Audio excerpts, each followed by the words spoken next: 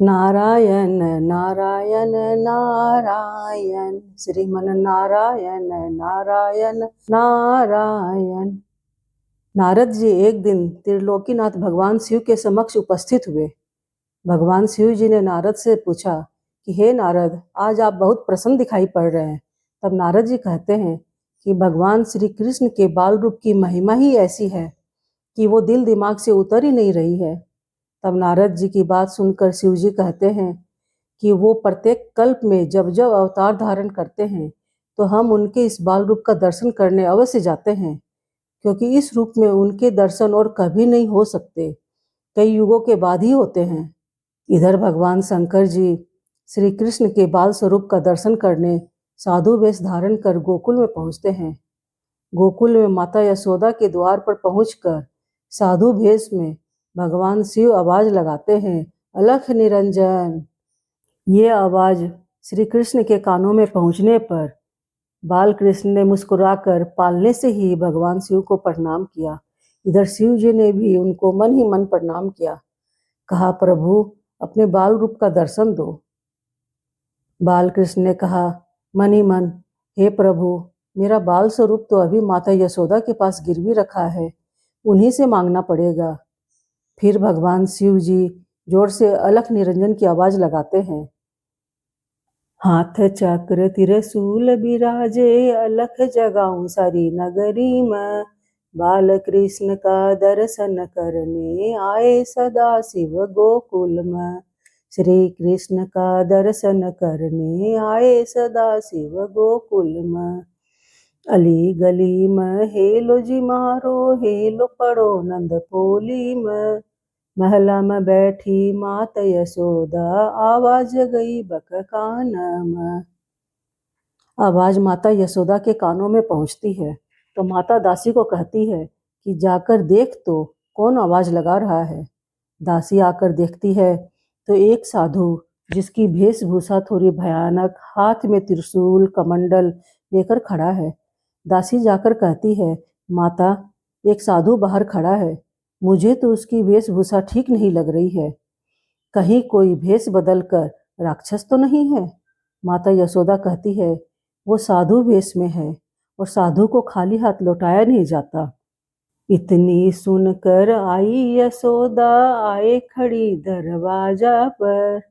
कौन देश से आयो रे जोगी, कहाँ तुम्हारा रहना है। बहुत दूर से आयो मेरी माता, काशीपुर मेरा रहना है। तेरा लाल को मुख दिखला दे, दर्शन कर जाऊं वन में। इतना सुनकर माता यशोदा द्वार पर आती है और जैसे ही साधु को देखती है तो डर जाती है और पूछती है, जोगी तुम कौन हो और कहाँ रहते हो।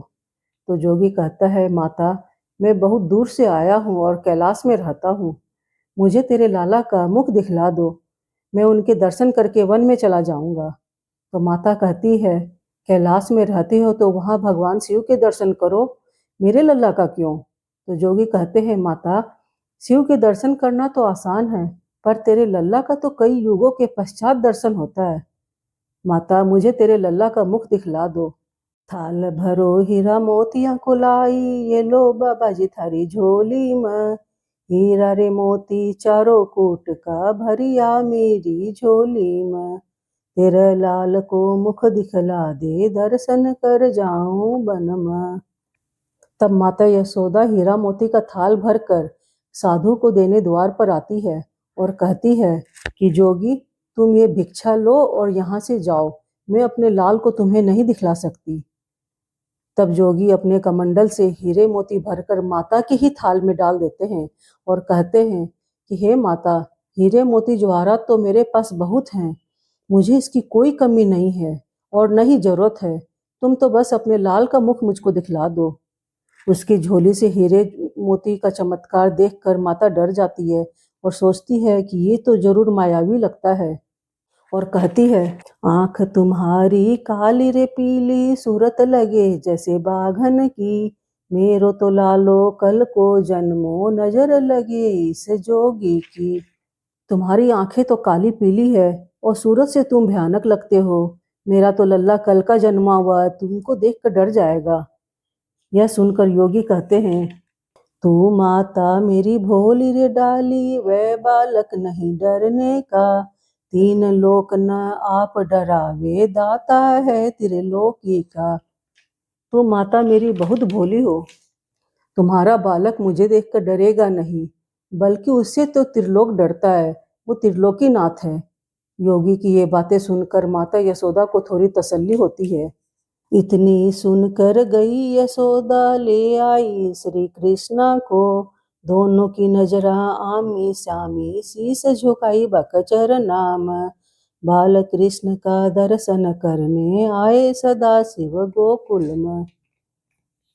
इतनी सुनकर माता यशोदा श्री कृष्ण को ले आई और दोनों की नजरें मिली। दोनों ने एक दूसरे को शीश नवाया और इस तरह भगवान शिव कृष्ण के बाल स्वरूप का दर्शन कर धन्य हुए। अगर आपको भी हमारी ये स्टोरी पसंद आई तो वीडियो को लाइक और शेयर करें और ऐसी ही और कहानियाँ सुनने के लिए हमारे चैनल को सब्सक्राइब करें। राधे राधे।